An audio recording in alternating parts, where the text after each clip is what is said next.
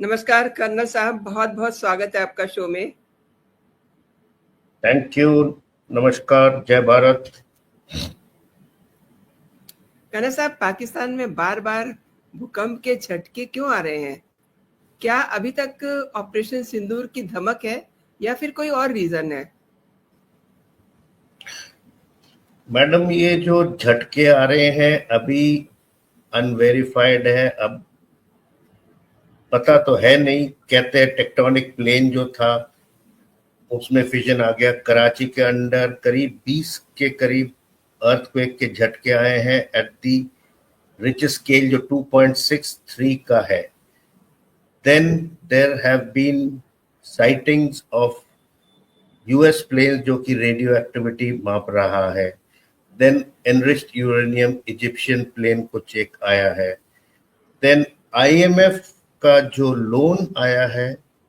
मैं इन कड़ियों को इसलिए जोड़ रहा हूं, हो सकता है ये ज्योग्राफिकल अर्थक्वेक भी हो, बट देन 20 एक साथ आना, और ये कराची के आसपास नॉन अर्थक्वेक जोन है। अगर थोड़ा सा नॉर्थ की तरफ, बलूचिस्तान की तरफ, उस तरफ आए तो मैं मान सकता हूं, बिकॉज वो अर्थक्वेक प्रोन एरिया है।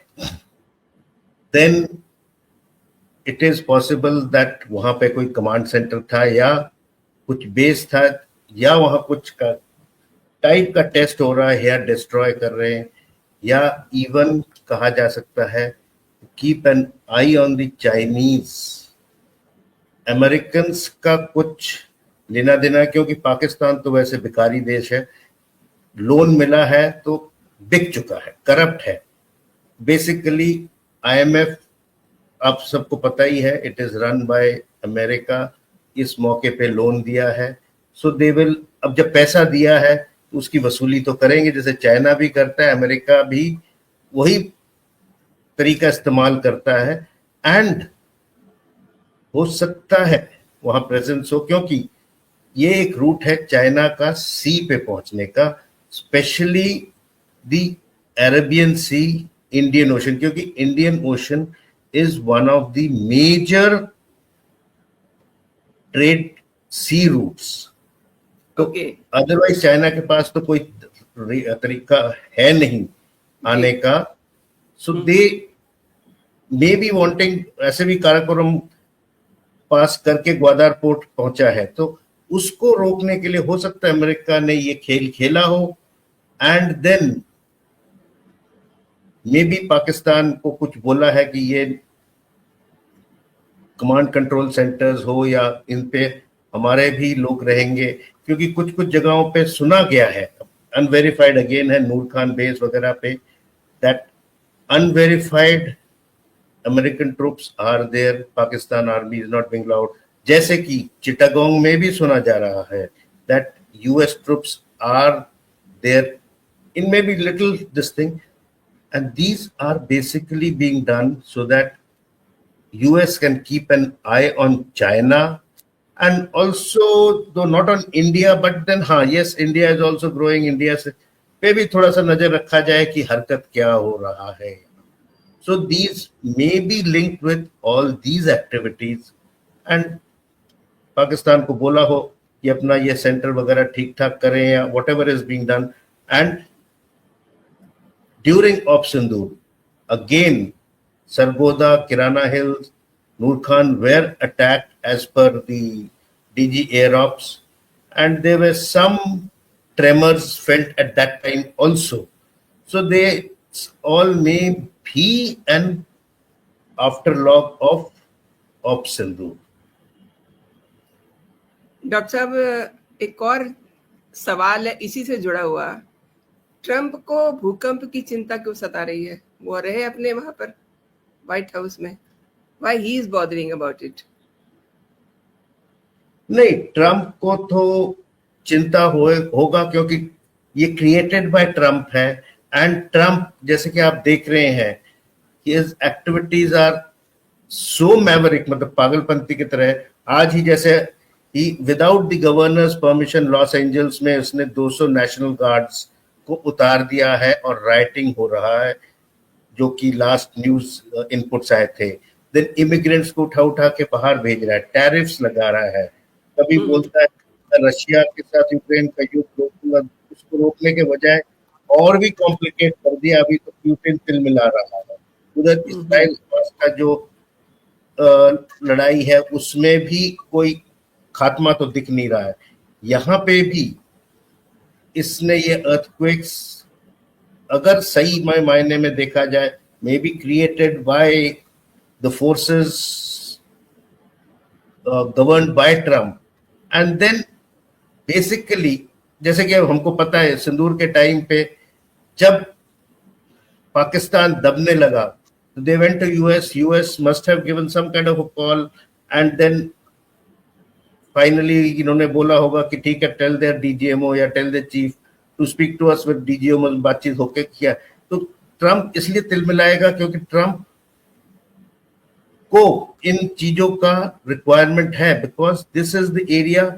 अभी वो देख रहे हैं पाकिस्तान कमजोर है, बलोचिस्तान भी प्रॉब्लम्स क्रिएट कर रहा है, so that if US troops are there ध्यान रख सके चाइना पे। उसका मेन मुद्दा चाइना है, तो कंट्रोल चाइना। अभी उसने अपने आप को चाइना को एनिमी नंबर 1 या कॉम्पिटिटर नंबर 1 मान लिया है।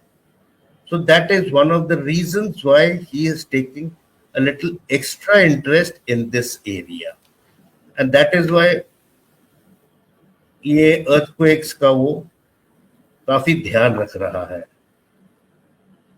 कन्ना साहब, ये घर में ही इतनी बुरी तरह से गिर गए हैं, मतलब इधर तो कहिए कि सब तरफ से अटैक हो रहे थे, अब उनके घर में ही दंगे शुरू हो गए हैं।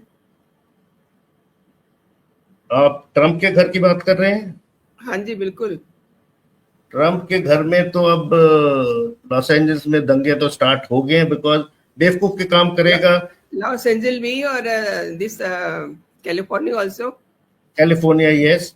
अभी ऐसा है, देखिए, आप मेरे घर में मेरे को बगैर बताए घुस जाए फौज लेके, same thing he should have taken the permission of the governor, और ना गवर्नर ने उसको बुलाया, फेडरल एजेंसीज को बुलाया है, उस स्टेट ने बुलाया नहीं, स्टेट ऑफ कैलिफोर्निया ने, और उसने अपने आप इमिग्रेंट कंट्रोल के लिए नेशनल गार्ड के लोग भेज दिए हैं।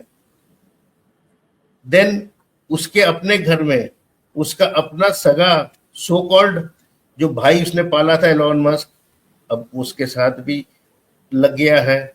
सो these are Trump's activities. I don't know Trump पूरा टेन्योर कैसे करेगा, because there are lot of issues which are now coming up which are going against his governments. जैसे कि आपको पता है उसने यूनिवर्सिटीज के फंडिंग्स को भी काट दिया है।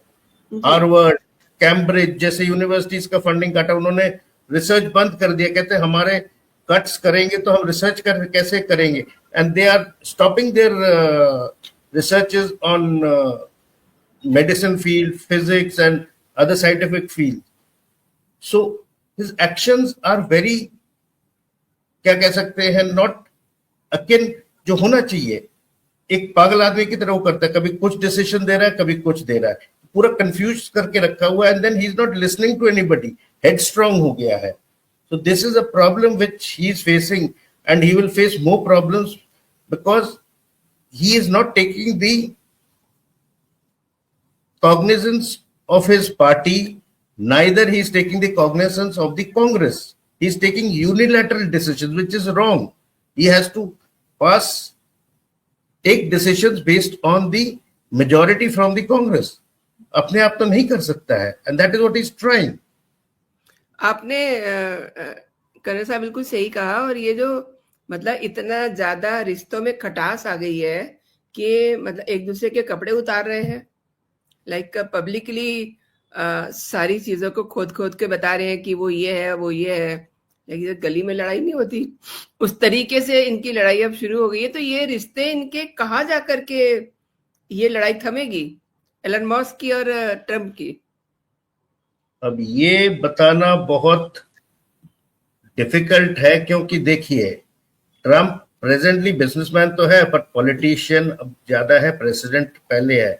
इलॉन मस्क पूरा बिजनेसमैन है, उसको काफी सब्सिडीज मिला हुआ था, उस बेसिस पे उसने ट्रम्प को इलेक्शन में काफी सपोर्ट किया है, पैसे डाले होंगे तो उसकी वसूली वो कर रहा होगा। अब जो भी कारण से दोनों के रिश्तों में खटास आ गया है, वो जो एक डीओजी करके जो एजेंसी बना रखा था, जो कि मिनिस्ट्रीज के या ब्यूरोक्रेसी के एक्सपेंडिचर्स को कम करने के लिए फेडरल एजेंसीज और फेडरल कट्स कर रहा था, वो टूट गया है।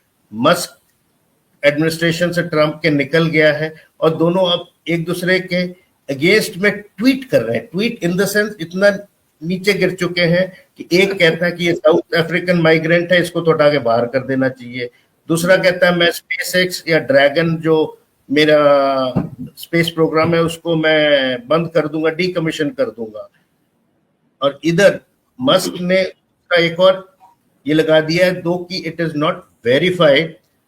जो सेक्स ऑफेंडर था जेफरी एप्स्टन, उसके साथ ट्रंप को जोड़ दिया है और डिमांड किया कि प्रेसिडेंट ऑफ यूएस का इम्पीचमेंट होना चाहिए। Impeachment is a very big this thing in a tenure of president. So ये डिमांड किया है। एंड देन जैसे आपने कहा, गली के आंटियों की तरह दोनों लड़ रहे हैं, एक दूसरे के ट्वीट कर रहे हैं। And then Trump says without, मतलब अभी क्योंकि सोशल मीडिया का जमाना है तो लड़ाई भी मतलब वो ट्वीट वार छिड़ा हुआ है एकदम से। यस, आधी रात को, मतलब भारतीयों के लिए आधी रात को जब एकदम से देखा, अरे एलन मस्क ने ये क्या कर दिया, तो पता चला कि उसके बाद तो रात भर यही सब काम होता रहा, सुबह तक। एंड एक दूसरे के ट्विटर पे और सोशल मीडिया पे पोस्ट डाल रहे हैं, यहां तक कि मस्क ने ये कहा है कि ये तो प्रेसिडेंट बन नहीं सकता अगर मैं इसको फाइनेंस नहीं करता। जो शरेआम कह रहा है कि इसने पैसे दिए हैं। सही कह रहे हैं। अच्छा, एलन मस्क की कंपनी भारत में उसको परमिट कर दिया गया है, स्टारलिंक को। अब ये सब जो सिनेरियो बन रहा है भारत के लिए कैसा देखते हैं आप? देखिए मैडम, स्टारलिंक एक बेसिकली कंपनी है जो हाई स्पीड इंटरनेट देता है and this runs on basically low earth orbit satellites and there are about you can say 675 satellites जो कि मस्क ने लॉन्च कर रखे हैं और इसके बेसिस से ये हाई स्पीड डाटा आपको दे रहा है। और ये हाई स्पीड डाटा जो स्टारलिंक देता है ये इवन अमेरिका में काफी प्रचलित है, बल्कि व्हाइट हाउस का पूरा जो कम्युनिकेशन है स्टारलिंक देखता है। और अभी तो हम अपने देश के तो क्या सोचे, अभी विद दिस काइंड ऑफ जो दोनों में लड़ाई चल रहा है, व्हाइट हाउस में जो कम्युनिकेशन है उस पे हैजर्ड होने लग गया बिकॉज स्टारलिंक पे बेस्ड है। Elon Musk can always crash it और monitor it. Same way India में हमने उसको लेटर ऑफ इंटेंट दे दिया है, फाइनल अभी तक किया नहीं है, बट अगर हो जाए, जैसे जियो ने और भारती एयरटेल ने इनके साथ ऑलरेडी सुलह कर लिया है। सो बेसिकली अगर ये इंडिया में आ गया, डाटा सिक्योरिटी में तो प्रॉब्लम आएगा ही, and then there will be cases of jamming by Starlink if it wants, because now it is not an Indian company which is looking after the data, it is US satellites. Your data can be insecure, then dual use ho jayega. They can use this data for other kind of intelligence also, मतलब आपका जो basic intelligence है उसको use कर सकते हैं कहीं और पे, and then there will be क्या कहते हैं data लोकलाइजेशन जिसको कहते हैं, वो डाटा कलेक्ट करने लग जाएंगे। So these kind of things are there and also they can breach our, you can say military communication, but then military communication का स्पेक्ट्रम अलग होता है, बैंडविड्थ अलग होते हैं, तो वो जनरली कमर्शियलाइज्ड कंपनीज को या सर्वर्स को बेचते नहीं है। But still, if there is an overlap, ये communication वाले ज़्यादा बता पाएंगे, but then there are chances of overlap of data and some data getting onto them, or they can break into our bandwidths and get some information. So there can be chances of security lapses in our country also, और corporates जो use कर रहे हैं अपना इन्हीं networks को, उनके लिए तो प्रॉब्लम थोड़ा बहुत रहेगा, because it's a foreign company which is transmitting the data and they can always collect it from their satellites. Doctor साहब, चलते चलते एक और चर्चा कर लेते हैं, क्योंकि प्रधानमंत्री नरेंद्र मोदी का कद अब इतना ऊंचा हो गया है और कनाडा को भी ये समझ में आ गया है। तो G7 में जो इनवाइट आया है प्रधानमंत्री नरेंद्र मोदी जी को, ये क्या कहानी है? क्या समझ पा रहे हैं? कनाडा भारत के घुटनों में आ गया है? देखिए, ट्रूडो भी एक बेवकूफ आदमी था।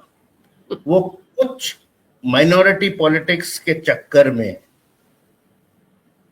कुछ कायर लोगों के चक्कर में अपना देश का रिश्ता किसी और देश के साथ, India Canada relations were very good, हमारे एनर्जी डील्स थे, ट्रेड डील्स थे, स्पेस डील्स थे, इवन तक के डिफेंस कोऑपरेशन के कुछ डील्स थे, सब कुछ। लेकिन वो खालिस्तानियों के प्रेम में पड़ के उसने अपना नाश कर लिया ना। मैं माइनॉरिटी पॉलिटिक्स वही कह रहा हूँ कि ये गुरबंत सिंह पन्नू जो कि एंटी सोशल डिक्लेयर्ड है इंडिया में, 6 फॉर जस्टिस कह रहा है। किस चीज का जस्टिस? अगर उसको लड़ना है तो he should come to India and fight for Khalistan और व्हाटएवर ही वांट्स। वहां से बैठ के स्टेटमेंट दे रहा है और पैसे दे के ट्रूडो के गवर्नमेंट को इतना गिरा दिया कि ट्रूडो को अपना प्राइम मिनिस्टर छोड़ना पड़ा, because it is said that he and Jagmeet they were running the roost king makers थे। But now Mike Carney seems to be a very intelligent man. जैसे कि एक दिन आपने discussion, he is an economist who has been governor of the Bank of England. ये politician नहीं था, ये इंटेलिजेंट आदमी। Now he understands the value of trade. ये India which is the 4th largest economy today, हमने Japan को भी surpass कर दिया है। So if we can be with Canada, Canada can benefit with us. Like Trump ने Canada को भी धमकी दिया था कि मैं इसको 51st स्टेट बना दूंगा इनको टेक ओवर करके and all that. So but then it is a country by itself. So Carney has understood that, and if he has good relations with the European countries, with India, with the Islamic countries, he can stand up against Trump. और उसने वैसे भी अपना जो पोल agenda दिया था, he said that we will stand up against Trump and we will not be the 51st state. So that is why he has invited Modi ji for the G7. though invite late आया है, but आया है. So and then I'm sure Carney will take care that these anti-social elements जो कि pro Khalistani है, he is not able to disrupt the G7, जो कि गुरवंत पन्नू ने कुछ statements भी दिए that I'll try to disrupt Modi's politics and his meeting.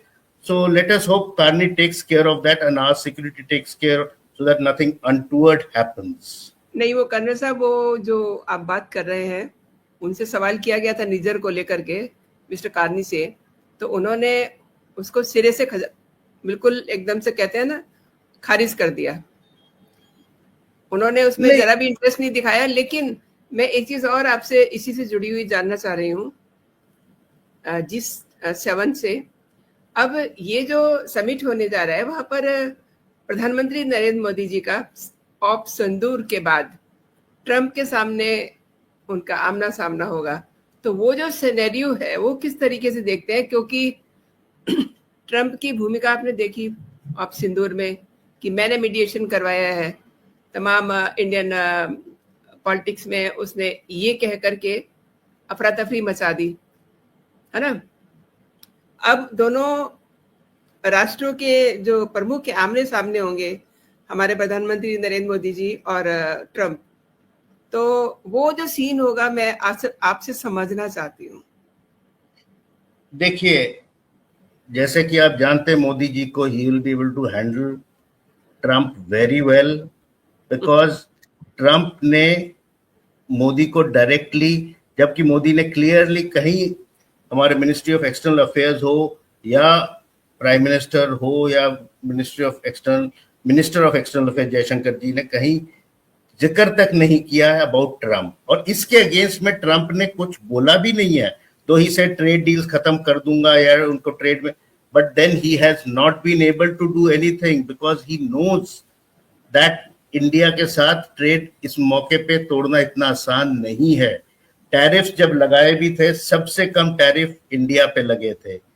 तो आई एम श्योर अभी जब G7 में मिलेंगे, so they will meet as friends and they will not talk about what has happened about ceasefire of Sindoor. Maybe they may talk about other things of trade and all, because Trump knows ये topic छिड़ेगा तो उसकी ही मुंह के बल लेना पड़ेगा, because Modi सही कहते हैं, अगर छेड़ दिया तो किराना हिल्स के सारे जो भेद है वो खुल जाएंगे। डॉक्टर साहब, आपने मेरे दर्शकों के लिए इतनी महत्वपूर्ण जानकारी परोसी है, अब मेरे शो के लिए आपने समय निकाला है, आपका बहुत बहुत धन्यवाद। जय हिंद, जय भारत। थैंक यू, जय हिंद।